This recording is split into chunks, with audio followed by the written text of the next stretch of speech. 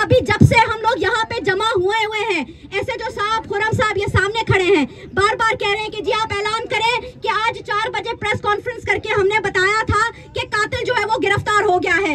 आपने 12 बजे हमें कहा है कि आज रात को कातिल गिरफ्तार करेंगे। आज 4 बजे वो कातिल कैसे गिरफ्तार हो गया? 4 बजे ये कातिल कैसे गिरफ्तार हुआ? क्या आपको अगर इस कातिल की डिटेल्स के बारे में पता था तो आप क्या इस दिन का वेट कर रहे थे कि इनकी बूढ़ी बुजुर्ग माँ यहाँ सड़कों पे आए और आके एहतजाज करें, तब आप उस कातिल को गिरफ्तार करेंगे? और फिर ये हमें बार बार कह रहे हैं कि क्यों कर रहे हो प्रोटेस्ट? मत करो प्रोटेस्ट, कातिल तो गिरफ्तार हो गया है। अरे कातिल तो नूर मुकद्दम का भी गिरफ्तार हो गया था, 4 साल हो गए हैं, वो अभी भी जिंदा है। आपके इसी फरसूदा निजाम की वजह से अगर ये कातिल गिरफ्तार हो भी, हमें पता है कि जब सना का कातिल भी गिरफ्तार हुआ, हमसे इन्होंने यही सवाल पूछा कि आप लोग प्रोटेस्ट क्यों कर रहे हैं? हम प्रोटेस्ट इसीलिए कर रहे हैं क्योंकि नूर मुकद्दम का बूढ़ा बाप 4 साल तक कोर्ट के धक्के खाता रहा और आज भी जाहिर जाफर जिंदा है। हमें पता है कि सना का बाप भी कई साल इन कोर्टों के जो है कचहरियों के चक्कर काटता रहेगा और सना का कातिल फिर भी कई साल जिंदा होगा। और हमें यह भी पता है कि ईमान के बूढ़े वालिदैन जा के इन कोर्टों की कचहरियों पे जाते रहेंगे और इनका ईमान का कातिल भी अगले 5-6 साल जिंदा रहेगा। हम इख्तिजाज इसलिए नहीं करते क्योंकि आपने गिरफ्तार किया कि नहीं किया, हम इख्तिजाज इसलिए करते हैं क्योंकि हमें फौरी तौर पे इंसाफ चाहिए।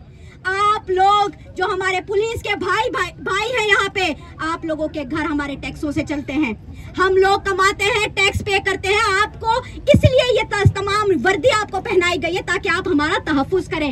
आपको चाहिए कि आप मजलूम के साथ खड़े हो, आपको चाहिए कि आप मजलूम को दिलासा दें, आपको चाहिए कि आप मजलूम की आवाज बने, ना कि आप मजलूम से कहें कि मीडिया पे मत जाना, केस खराब हो जाएगा, प्रोटेस्ट मत करना, केस खराब हो जाएगा, ये मत करना, केस खराब हो जाएगा। क्यों? क्योंकि क्या एक औरत की, एक मासूम बच्ची की जिंदगी की क्या आपकी नजर में कोई कीमत नहीं है? क्या आपकी नजर में एक मजलूम को, जिसकी बच्ची छिन गई, जिसकी फूल सी बच्ची छिन गई, उसकी फैमिली को क्या कोई शिकायत करने का भी हक नहीं है? एक तो जुल्म और ऊपर से मजलूम से ये तकाजा किया जाए कि तुम आवाज क्यों उठा रहे हो, तुम अपना दर्द क्यों दुनिया को बता रहे हो, तुम इंसाफ क्यों मांग रहे हो? ये किस रियासत में होता है? ये किसी भी इंसान दोस्त रियासत में नहीं होता, ये किसी भी महजब रियासत में नहीं होता। हम यहाँ पे जब इख्तिजाज करते हैं, हमने इनसे साफ कहा, हमने कहा भाई हम औरत मार्च की तरफ से सना अफरोज, ईमान अफरोज की जो फैमिली है, हम उसे नहीं छोड़ेंगे। हम ये साथ नहीं छोड़ सकते क्योंकि बेटी इनकी होगी, पाला इन्होंने होगा, लेकिन ये भी उसी तरह की औरतें हैं जैसी हम हैं। आज इसके कत्ल पे हम खामोश होंगी, कल को ये हमारा कत्ल करेंगे और हम भी यहीं पे खड़े होंगे। तो हमें सबने मिलके, और जो आज यहाँ पे तमाम लोग आए हैं, मैं आप लोगों से ये गुजारिश करूंगी कि जैसे हमारा कोई खून का रिश्ता ना हो, फिर भी इंसानियत के रिश्ते के नाते हम यहाँ पे आते हैं। आप सबको मैं ये कहूंगी कि इस मुल्क के अंदर ये बहुत ही अनफॉर्चुनेटली एक चीज हो चुकी है कि अब इस मुल्क में औरत की लाश गिराना और उसको मारना या उसका रेप करना अब तो कोई बात ही नहीं है। अब तो हर दिन ये होता रहता है। हम आपको ये बताना चाहते हैं, अगर इनको लगता है कि हमें ये प्रोटेस्ट करने का शौक है, जी हमें नहीं है। हमने अभी 1 हफ्ता पहले सना को हम रोए, फिर हम ईमान का दुख जो है यहाँ पे लेके आए हैं। हम भी औरतें हैं, हम थक गई हैं इन लाशों को उठा के और इन मासूम बच्चियों के नाम देख के। हमें ये खौफ होता है कि क्या हम, ये मुआशरा ऐसा है जिसमें हम बच्चों को ला सकें या औलाद को पैदा कर सकें? क्या ये मुआशरा है कि क्या यूनिवर्सिटियों में हमारी बच्चियां महफूज होंगी? क्या हमारी बच्चियां अपने घर में महफूज होंगी? क्या हमारी बच्चियां हॉस्टल्स में महफूज होंगी? और वो जो वार्डन है, चाहे वो औरत है या मर्द है, शर्म आनी चाहिए उसे। मुझे यकीन है कि उनकी भी औलाद होगी, मुझे यकीन है कि उनकी भी एक बेटी या बेटा होगा। जिस तरह से उन्होंने 20 मिनट ईमान को तड़पते हुए छोड़ दिया, आपको, उनको शायद इस दुनिया में तो किसी को जवाब ना देना पड़े इस रियासत के घटिया कवानीन की वजह से, लेकिन मुझे लगता है कि खुदा की बारगाह में उनको भी जवाब देना पड़ेगा। और मैं आखिर में सिर्फ ये कहूंगी कि ये जो हमारी जिद्दोजहद है, यहाँ पे ईमान के जितने भी रिश्तेदार आए हैं, मैं आप लोगों को लाल सलाम पेश करती हूँ। मैं लाल सलाम आपको इसीलिए करती हूँ क्योंकि आप लोगों ने इस रियासत को ये जवाब दिया है कि आपकी बच्ची बच्ची लावारिस नहीं थी, आपकी बच्ची ना लावारिस थी ना लावारिस है। वो अगर आज जिंदा नहीं है फिर भी उसके वारिस यहाँ पे मौजूद है, और उसके वारिस सिर्फ उसके खून के रिश्तेदार नहीं बल्कि हमारे जैसे इंसानी हुकूक के जो लोग जो काम करें, हम भी आपके साथ खड़े हैं। यहाँ पे एक इख्तिजाज चाहिए होगा क्या 10 इख्तिजाज चाहिए होंगे, हम नहीं थकेंगे, क्योंकि आप लोगों ने हमारे अंदर थकने की कोई गुंजाइश ही नहीं छोड़ी। आप लोगों ने हमें और तो कोई चारा ही नहीं दिया। ऐसी रियासत के अंदर जहाँ पे सिर्फ आवाज उठाना ही हमारा हथियार हो, हम वहाँ पे खामोश नहीं हो सकते। और मैं बजाय इसके कि आप सबको ये दिलासा दे दूं कि जी अभी कातिल गिरफ्तार हो गया है, मुझे पता है कि अभी हमारे ये जो यहाँ पे जो फैमिली खड़ी है, अगर ये कातिल गिरफ्तार भी हुआ है ना सर, अभी तो आपके लिए मंजिल बहुत दूर पड़ी है कि जब ये कातिल तख्ते-ए-दार पे चढ़ेगा।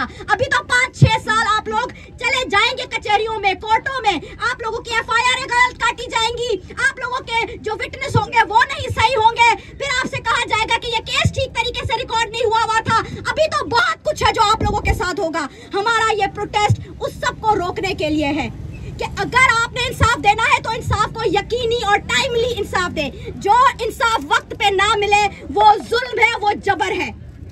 इसके साथ मैं औरत मार्च की तरफ से सिर्फ एक आखिरी पैगाम ये देना चाहूंगी कि हमें सबको मिलके, यहाँ पे जो मेरे भाई खड़े हुए पुलिस का यूनिफॉर्म पहन के, मैं उनको भी कहती हूँ कि आज जिन बच्चियों के लिए हम आवाज उठा रहे हैं, इनकी तस्वीरें देखें। खुदा ना करे कहीं यहीं पे आपकी बच्ची ना हो, क्योंकि अगर आपने आज अपने अंदर की हिस्स को मार दिया ना, तो आप यकीन करें कि दुनिया में मकाफाते अमल जरूर होता है। हम जब एक जुल्म को देख के चुप करते हैं, वो जुल्म जालिम जो है वो फिर आके आपके गले में भी आके पड़ता है और आपके ऊपर भी जबर करता है। तो आप लोगों को भी ये रिक्वेस्ट होगी कि इस फैमिली को जो जस्टिस है उसे प्रोवाइड करें, और आप तमाम साथियों से ये रिक्वेस्ट है कि हमें हमारा इसमें साथ दें। हम अकेले हैं, आप लोगों ने जिस तरह से आज इस बच्ची के लिए आवाज उठाई है, इसी तरह से अब आपके ऊपर ये जिम्मेदारी बनती है कि आपके गांव की, आपके शहर की फिर किसी बच्ची के साथ इस तरह का वाकया ना हो।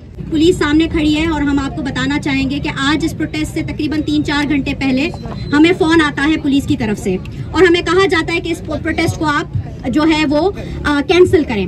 हमने कहा कि जी क्यों हम कैंसिल करें, तो उन्होंने कहा कि जी अगर आप इन्हें कैंसिल नहीं करेंगी इस प्रोटेस्ट को, तो होगा ये कि हमने कातिल को आज रात को कातिल को गिरफ्तार करना है। ये प्रोटेस्ट होगा तो कातिल क्या होगा, अलर्ट हो जाएगा। ठीक है, तो मेरा इनको जो जवाब था वो सिर्फ ये था कि 50 दिनों से अगर आपको पता था कि कातिल कहाँ है, क्या कर रहा है, किस शहर में है, किस जगह पे है, तो आपने क्या आज की तारीख ही ढूंढी थी उसको पकड़ने की? और जब आज इस प्रोटेस्ट होने से पहले इन्होंने हमें कहा कि नहीं जी, आप सोचें अगर आपने ये प्रोटेस्ट किया, अगर आप मीडिया पे ये लेके गए बात, तो फिर हमारा ये केस खराब हो जाएगा। ये वही दिलासा था, ये वही झूठ था जो ये कई दिनों से, या आपकी फैमिली को, जो ईमान की फैमिली, आपको भी यही झूठ बोल रहे थे। ठीक है, तो मैंने इनसे औरत मार्च का जो मौकफ था, हमने साथियों से मिलके हमने एक बात उनसे कही। हमने कहा कि जैसे रियासत ने ईमान और ईमान के खानदान को यतीम छोड़ा है, औरत मार्च इस्लामाबाद नहीं छोड़ेगी।